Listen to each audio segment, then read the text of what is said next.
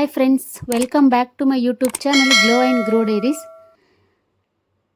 ನನ್ನ ದಿನಚರಿ ಹೇಗೆ ಶುರುವಾಗುತ್ತೆ, ದಿನದಲ್ಲಿ ನಾನು ಮನೇಲಿ ಏನೇನೆಲ್ಲ ಮಾಡ್ತೀನಿ, ಹಾಗೆ ಮನೇಲಿರೋ ಹೆಣ್ಮಕ್ಳು ಕೆಲವೊಂದು ಹೆಲ್ತಿ ಟಿಪ್ಸ್ಗಳನ್ನು, ಹೆಲ್ದಿ ಹ್ಯಾಬಿಟ್ಸ್ಗಳನ್ನು ಹೇಗೆ ಇನ್ಕ್ಲೂಡ್ ಮಾಡಬಹುದು ಅನ್ನೋದರ ಕಂಪ್ಲೀಟ್ ಆಗಿರೋ ಮಾಹಿತಿನ ನಾನಿವತ್ತು ನಿಮ್ಮ ಜೊತೆ ಶೇರ್ ಮಾಡ್ತೀನಿ. ನನ್ನ ದಿನ ಇವತ್ತು ಬೆಳಿಗ್ಗೆ 6:30ಗೆ ಶುರುವಾಯಿತು. ಬೆಳಿಗ್ಗೆ ಎದ್ದಾದ ನಂತರ ನಾನು ಸ್ವಲ್ಪ ಕೆಲಸನ ಮಾಡಿಕೊಂಡು ಬ್ರಷ್ ಮಾಡಿಕೊಂಡೆ. ಬ್ರಷ್ ಮಾಡಿದ್ದಾದ ನಂತರ ಸ್ವಲ್ಪ ಬೆಳಿಗ್ಗೆ ಎದ್ದ ತಕ್ಷಣ ನೀರು ಕುಡೀರಿ. ಆದಷ್ಟು ಟೀ ಕಾಫಿ ಡೈರೆಕ್ಟಾಗಿ ಕುಡಿಯೋದ್ರ ಬದಲು ನೀರು ಕುಡಿಬಹುದು. ನಾನಿಲ್ಲಿ ರಾತ್ರಿ ಚಿಯಾ ಸೀಡ್ಸನ್ನು ನೆನೆ ಇಟ್ಟಿದ್ದೆ. ಹಾಗಾಗಿ ಇವತ್ತು ಚಿಯಾ ಸೀಡ್ಸ್ ನೀರನ್ನು ಕುಡಿತೀನಿ. ಇಲ್ಲಿ 1 ಗ್ಲಾಸ್ ಬಿಸಿನೀರಿಗೆ 1-2 ಟೀ ಸ್ಪೂನ್ ಚಿಯಾ ಸೀಡ್ಸನ್ನು ಹಾಕಿ ಕುಡಿಬೋದು. ಇದು ನಮ್ಮ ಗಟ್ ಹೆಲ್ತ್ಗೆ ತುಂಬ ಒಳ್ಳೆಯದು. ಇದರಿಂದ ಕಾನ್ಸ್ಟಿಪೇಷನ್, ಗ್ಯಾಸ್, ಆ್ಯಸಿಡಿಟಿ ಆದಷ್ಟು ಕಡಿಮೆ ಆಗುತ್ತೆ. ಯಾರೆಲ್ಲ ಬೆಳಿಗ್ಗೆ ಟೀ ಕಾಫಿನ ಸ್ಟಾರ್ಟ್ ಮಾಡ್ತಿರೋ ಅದಕ್ಕೂ ಮುಂಚೆ ನೀವು 1 ಗ್ಲಾಸ್ ಬಿಸಿನೀರನ್ನು ಸ್ಟಾರ್ಟ್ ಮಾಡಿ. ಇದು ತುಂಬ ಆರೋಗ್ಯಕ್ಕೆ ಒಳ್ಳೆಯದು ಅಂತ ಹೇಳ್ತೀನಿ.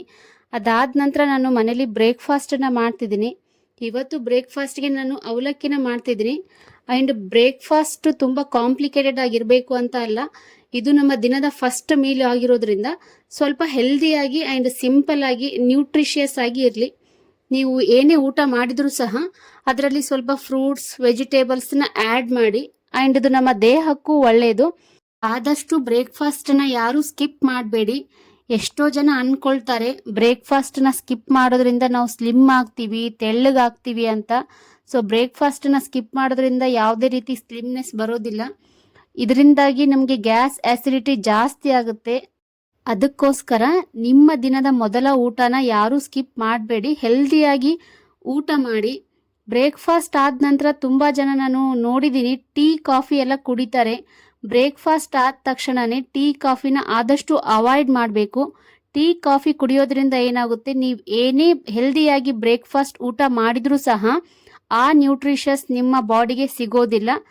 ಬ್ರೇಕ್ಫಾಸ್ಟ್ ಆದ ನಂತರ ಟೀ ಕಾಫಿ ಕುಡಿಯೋದನ್ನು ಅವಾಯ್ಡ್ ಮಾಡಿ. ಇದರಿಂದಾಗಿ ನಿಮ್ಮ ಬಾಡಿಗೆ ನೀವೇನು ಊಟ ಮಾಡಿರ್ತೀರೋ ಅದು ನ್ಯೂಟ್ರಿಷಸ್ ಫುಡ್ಡು ಸಿಗುತ್ತೆ. ಬ್ರೇಕ್ಫಾಸ್ಟ್ ಆದ ನಂತರ ನಾನು ಮನೇಲಿ ಸ್ವಲ್ಪ ಕೆಲಸನ ಮಾಡ್ಕೊಳ್ತೀನಿ. ತುಂಬ ಕೆಲಸ ಇತ್ತು ನನ್ನ ಮನೆಯಲ್ಲಿ, ಅದನ್ನೆಲ್ಲ ಕೆಲಸನ ಮಾಡಿಕೊಂಡೆ. ಪಾತ್ರೆ ತೊಳಿತಿದ್ದೆ ಇಲ್ಲಿ. ಯಾಕಂದರೆ ಇದು ಒಂದು ಫಿಸಿಕಲ್ ಆ್ಯಕ್ಟಿವಿಟಿ ಥರನೇ ಆಗುತ್ತೆ. ಇದರಿಂದ ನಮ್ಮ ಬಾಡಿಗೆ ಎಕ್ಸಸೈಸ್ ಸಹ ಆಗುತ್ತೆ. ನಾನು ಆದಷ್ಟು ಫಿಸಿಕಲ್ ಆ್ಯಕ್ಟಿವಿಟಿನ ಮಾಡೋದಕ್ಕೆ ಟ್ರೈ ಮಾಡ್ತೀನಿ. ಯಾಕೆ ಅಂತ ಹೇಳಿದರೆ, ನಾವು ಯಾವುದೇ ರೀತಿ ಜಿಮ್ಗೆ ಹೋಗೋದಿಲ್ಲ, ಎಕ್ಸಸೈಸ್ ಮಾಡೋಲ್ಲ ಅಂತ ಹೇಳಿದ್ರು ಈ ಥರ ಕೆಲಸನೇ ಮಾಡ್ಕೊಳ್ತೀನಿ. ಬಟ್ ಇದೇ ನಮ್ಮ ಎಕ್ಸಸೈಸ್ ಅಂತ ಹೇಳಿದರೆ ಇಲ್ಲ. ಆದಷ್ಟು ಹೆಣ್ಮಕ್ಳು ಊಟ ಆದ ತಕ್ಷಣ ವಾಕ್ ಮಾಡಿ ಆ್ಯಂಡ್ ಸ್ವಲ್ಪ ಸ್ಟ್ರೆಚಿಂಗ್ ಮಾಡ್ಕೊಳ್ಳಿ. ವಾಕ್ ಮಾಡೋದ್ರಿಂದ, ಸ್ಟ್ರೆಚ್ ಮಾಡೋದ್ರಿಂದ ನಮ್ಮ ಬಾಡಿ ಎನರ್ಜೆಟಿಕ್ ಆಗಿರೋದಕ್ಕೆ ಸಾಧ್ಯ ಆಗುತ್ತೆ.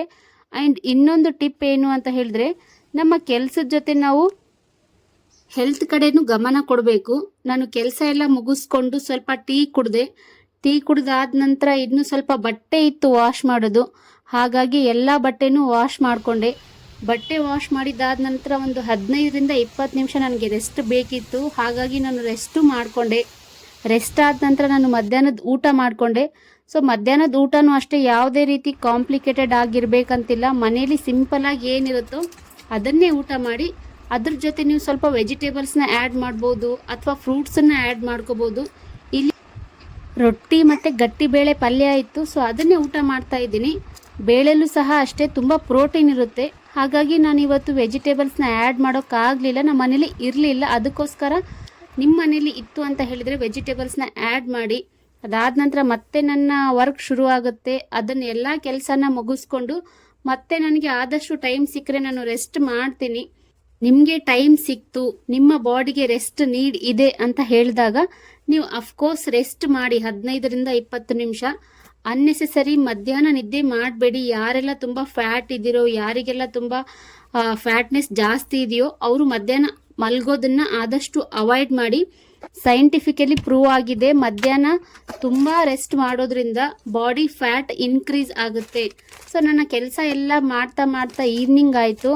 ಮನೇಲಿ ಇವತ್ತು ಸ್ವಲ್ಪ ಟೀ ಮಾಡೋದು ಬೇಡ, ಮಧ್ಯಾಹ್ನ ಕುಡಿದಿದ್ದೆ ಅಂತ ಹೇಳಿ ಸ್ವಲ್ಪ ಗ್ರೀನ್ ಟೀ ಮತ್ತು ಅದ್ರ ಜೊತೆ ನಟ್ಸ್ ಮತ್ತು ಸ್ವಲ್ಪ ಡ್ರೈ ಫ್ರೂಟ್ಸನ್ನು ತಗೊಂಡೆ. ಗ್ರೀನ್ ಟೀ ಆಲ್ಸೋ ತುಂಬ ಇಂಪಾರ್ಟೆಂಟ್ ಹೆಲ್ತ್ಗೆ. ಆ್ಯಂಡ್ ಇದು ಹೆಲ್ದಿ ಹ್ಯಾಬಿಟಲ್ಲೂ ಸಹ ಬರುತ್ತೆ. ನಮ್ಮದು ಹಳ್ಳಿ ಮನೆ ಆಗಿರೋದ್ರಿಂದ ನಮ್ಮ ಮನೆಯಲ್ಲಿ ಊರಿಗೆ ಹೋಗೋದಿದೆ ಅಂತ ಹೇಳಿ ಲಾಡುನ ಮಾಡೋಕ್ಕೆ ಶುರು ಮಾಡಿದರು.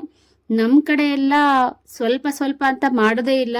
ಇಲ್ಲಿ ನೋಡಿದ್ರೇ ಗೊತ್ತಾಗುತ್ತೆ ಎಷ್ಟೊಂದು ಮಾಡ್ತಾ ಇದ್ದಾರೆ ಅಂತ ಹೇಳಿ.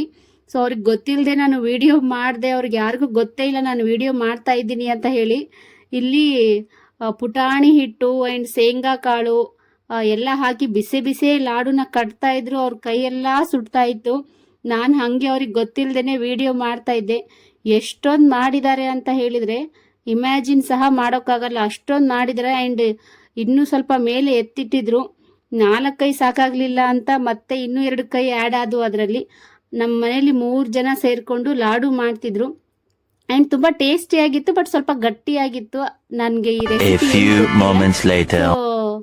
ಎಷ್ಟಿದೆ ಅಂತ ನೋಡಿ, ಇಷ್ಟೊಂದು ಮಾಡಿದರೆ ಒಂದೇ ಒಳ್ಳೆ ಬಾಲ್ ಥರ ಕಾಣ್ತಾ ಇವೆ ಎಲ್ಲ. ಅದು ಬಿಸಿ ಇರಬೇಕಾದ್ರೇ ಉಂಡೆ ಕಟ್ಟಬೇಕು ಅಂತ ಹೇಳಿದರು. ಸೊ ಅದನ್ನು ನಾನು ಉಂಡೆ ಕಟ್ಟಕ್ಕೆ ಹೋಗಿರಲಿಲ್ಲ.